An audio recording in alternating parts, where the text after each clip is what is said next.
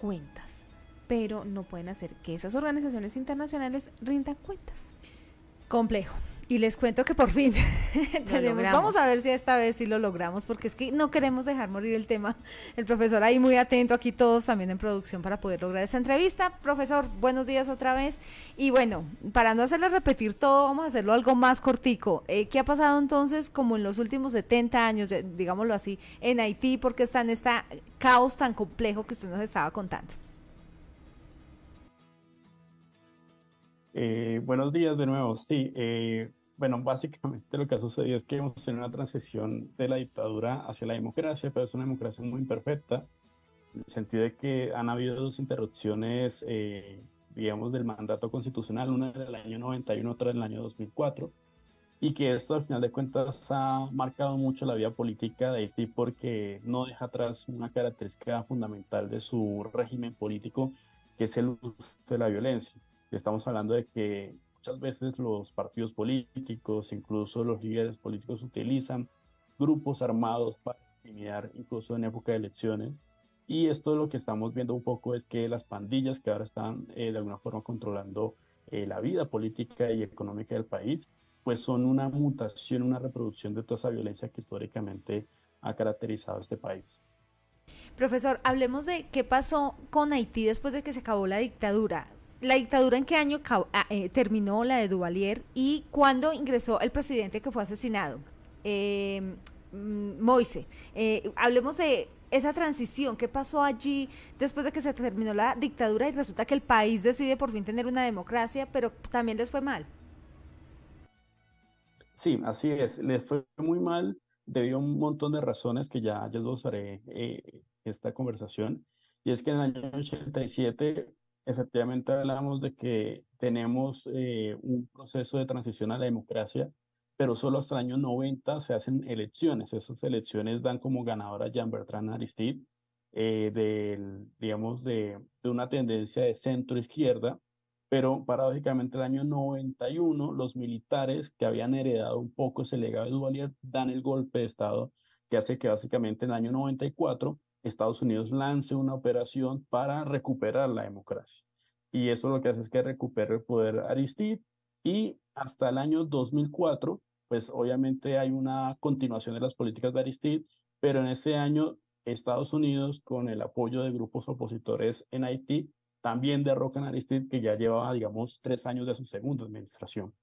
Jovenel Moïse llega en el año 2016 al gobierno después de unas elecciones que han sido muy controvertidas. De hecho, tiene dos características. Primero, es una de las elecciones que han sido más fraudulentas en la historia de Haití, y son las elecciones en las cuales los haitianos han participado en el punto más bajo en términos de las votaciones. Más o menos se calcula que el 16% del padrón electoral participó. Esto es básicamente que menos de, digamos, del 20% de las personas que participarían en las elecciones, pues depositaron su voto y obviamente legitimarían el gobierno de Moïse. Entonces, en ese año 2016 y después 2017, es la génesis de la crisis relacionada con las instituciones en Haití.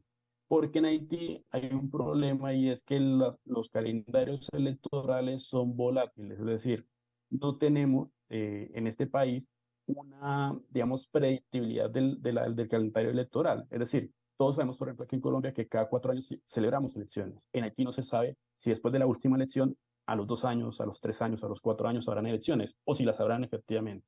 Y ese es uno de los problemas que tiene Haití ahora, y es que no tiene instituciones electas por cuenta de que los acuerdos entre los políticos terminan, a fin de cuentas, haciendo incierto si efectivamente las elecciones son una realidad, o simplemente hay que esperar hasta que el gobernante de turno pues permita estas elecciones en territorio haitiano. Profesor, con los buenos días. Bueno, pues Haití está en esta profunda crisis también después del asesinato del presidente Moisés. La población, digámoslo así, que está sufriendo hambre, violencia generalizada, también desplazamientos. Pero, ¿cómo llegó Haití a este punto? Pues si bien es cierto, es una pregunta, digamos, compleja, pero que aún queda abierta. Sí, yo creo que hay dos procesos para entender muy bien lo que le sucede a Haití, que al final de cuentas generan todas estas consecuencias relacionadas a la crisis humanitaria, a la crisis de refugiados que ha sido muy invisibilizada, a todo lo que tiene que ver con los procesos relacionados a una falta de Estado en Haití. Por un lado, lo que ya venía comentando y es la crisis institucional. Cuando tú no tienes elecciones y procedimientos claros para regular la vida política en el país, pues obviamente eso termina por generar procesos de suma cero. Y es que el actor que tiene más recursos, más fuerza, logra imponerse. Y eso fue lo que sucedió, por ejemplo, con Jimmy Cherizier, que se conoce en un bajo mundo como Barbecue, que es uno de los líderes más poderosos en términos de las pandillas que existen en Puerto Príncipe, y que básicamente es que se alió con el gobierno de Moise para que efectivamente se expandiera económicamente la pandilla, pero que Moise conservara el poder. ¿Qué pasó? Pues obviamente Moise fue asesinado y en ese término pues decapitó efectivamente al principal patrocinador de uno de los grupos en contienda. Eso lo que facilitó fue que otros grupos, otras pandillas ascendieran al poder, digamos que le compitieran al G9 de Cherisier. El segundo proceso tiene que ver con eso, y es que los grupos armados que estamos viendo ahorita en Haití, lo que se le denominan pandillas, son residuos de lo que quedó en 2010. ¿Qué sucedió en 2010? Fue el terremoto. El terremoto básicamente lo que hizo fue que sacó de las cárceles a muchos presos, a muchos reclusos que tenían muchas conexiones con dos puntos importantes: Jamaica en términos del tráfico de drogas y Estados Unidos con el tráfico de armas. Entonces, lo que sucedía es que lo que está sucediendo es que ahora las pandillas son mucho más autónomas. ¿En qué sentido? En que ya no siguen una dirección política como antes, como venía diciendo, de que los actores políticos utilizan muchas veces a las pandillas para amedrentar en épocas de elecciones. Lo que estamos viendo es que ya no hay elecciones, no existen elecciones en Haití desde el 2016. Entonces lo que hacen las pandillas es que se fortalecen por la ausencia de reglas, pero se fortalecen autónomamente porque tienen recursos y porque efectivamente pueden chantajear a los políticos que antes patrocinaban.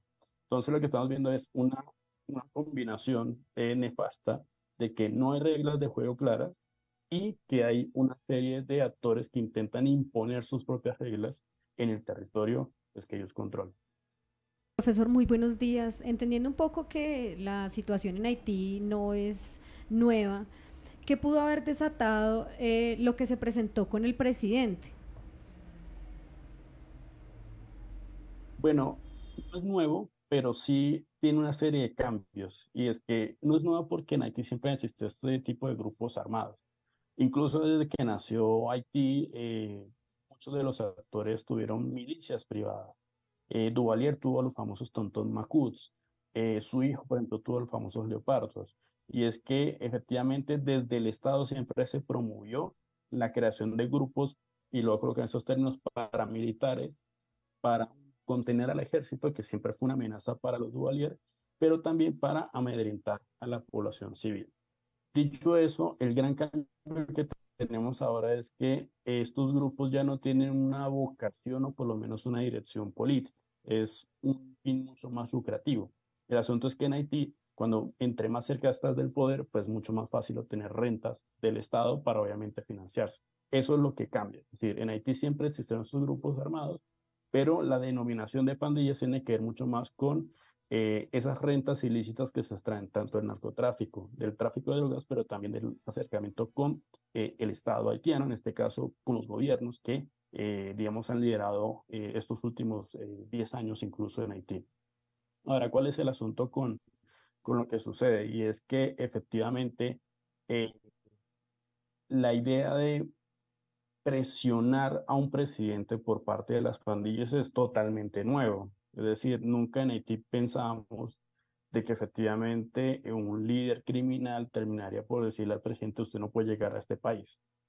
O que incluso si llegara, pues iba a desatar un baño de sangre. Digamos que eso es lo nuevo porque efectivamente, y esto lo expliqué anteriormente, es un actor que se empoderó a sí mismo, gracias obviamente a los políticos y al Estado en este particular con Moise, y que básicamente lo que está demostrando es que Haití ha sufrido una serie de cambios institucionales que han permitido que los actores criminales terminen por apoderarse del poder en las calles. Algo muy importante que hay que entender es que en 2010, cuando hablamos un poco del terremoto, estos actores que estaban contenidos un poco en barrios muy marginados de Puerto Príncipe, eran de alguna forma muy ligados a el presidente Yarbentrán Aristide. Cuando Aristide se va, pues básicamente quedan totalmente desprotegidos políticamente hablando. Pero llega el terremoto y lo que hace es que cambia totalmente la configuración del liderazgo de estas pandillas. Y es que se mueren, incluso en el terremoto mueren muchos cuadros, digamos, estos grupos armados mueren muchos líderes importantes que eran muy cercanos a Aristide y los reemplazan gente que efectivamente tiene más conexiones con el mundo criminal que con el mundo político. Y lo que hacen es que generan dominios territoriales, gobernanzas criminales, como se suelen decir. Y es que lo que sucede es que generan estos dominios y cuando llegan las elecciones a Haití, los políticos tienen que transar con ellos. Entonces hay un poco lo que se entiende de la idea de por qué la debilidad de las élites haitianas repercute en la fortaleza de los grupos criminales ahora. Profesor, hablemos de varias cositas sobre esto. Porque Haití es un estado fallido. ¿Cuál sería la solución entonces? Porque lo que usted nos cuenta es como si no hubiera constitución, no hubiera orden, no hubiera leyes allí en este país. Y tercero, o sea, pues sé que son muchas preguntas en una, pero pues por el tiempo nos toca agilizar. El tercer punto es ¿cómo se podría solucionar? Y hay algunos países que están diciendo que ellos podrían ayudar, inclusive Bukele se ofreció para poder ayudar a mejorar el orden público. Entonces, estado fallido. El segundo punto es, ¿cuál podría ser la solución si no hay como constitución ni orden público? Y tercero, pues, ¿qué tanto convendría la intervención internacional? Bueno, primer punto, Estado fallido lo es desde más o menos 2010, con el terremoto. ¿En qué sentido? En que es un país que depende de la ayuda internacional.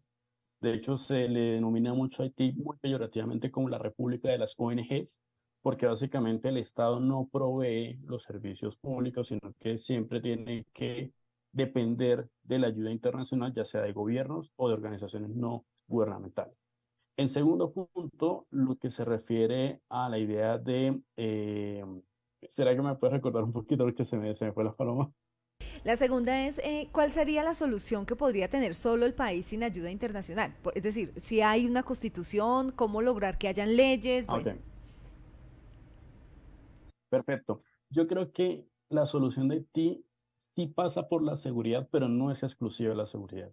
Es decir, está bien que efectivamente se neutralicen estos grupos armados, pero no se hace nada si cuando se vaya a la misión de seguridad los políticos haitianos siguen recurriendo a la violencia como una forma de obtener el poder. Por lo tanto, la solución pasa por sí, seguridad, pero hay que refundar al país en términos de instituciones, es decir, instituciones que permitan mayor gobernabilidad y que de alguna forma sancionen el hecho de que los políticos recurren a la violencia.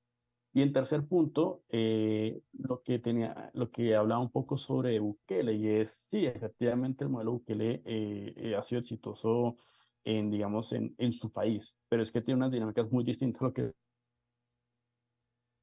sí, las dinámicas son diferentes, es verdad, profesor. Continuando con lo de Bukele, no sé si nos alcance a escuchar, profesor, allí, lo vimos que hay una pequeña falla otra vez nuevamente en internet, pero bueno, ya estamos prontos a concluir la entrevista y es sobre esa importancia de la intervención internacional, porque es que, ya lo tenemos allí, ya lo vemos Que de hecho esa en la imagen. intervención internacional Sí, ha sido fallida también, esas ayudas también. humanitarias. También, entonces, profesor, ¿hasta qué punto es conveniente esas ayudas internacionales, independientemente del señor presidente Bukele y no sé, si alguna intervención internacional sirva para darle solución? Es decir, ¿tiene salida, tiene solución algún momento Haití?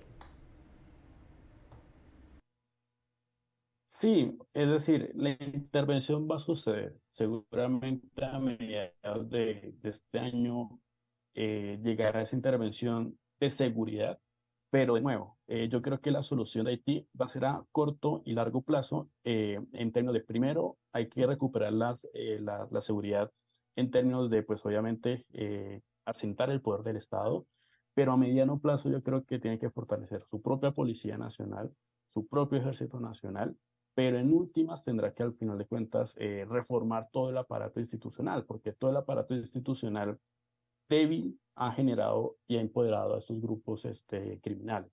Es decir, el asunto no es simplemente neutralizar pandillas, el asunto es eliminar de la vida política de Haití el uso de la violencia.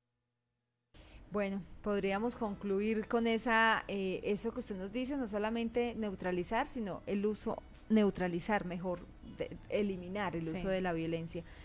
Complicado todo lo que está viviendo este país. Profesor, gracias por estar con nosotros, por permitirnos entender un poco. Seguramente a futuro estaremos analizando cómo va avanzando este proceso de orden público en Haití. Sí, vale, muchas gracias por la invitación. Qué pena aquí por las fallas técnicas y demás, pero estoy encantado de contribuir al análisis de este tema. Muy querido profesor, muchísimas gracias. Y seguramente tendremos una mejor conexión, pero bueno, lo que nos llega a la conclusión es de que, pues, lamentablemente los grupos criminales han sido ayudados, impulsados y hasta de pronto financiados por los grupos políticos. Lo que ha hecho es de que haya un caos porque, pues, los grupos criminales quieren tener el poder y obviamente desconocen en este momento el primer ministro que está allí en Haití. Todo esto lo alimenta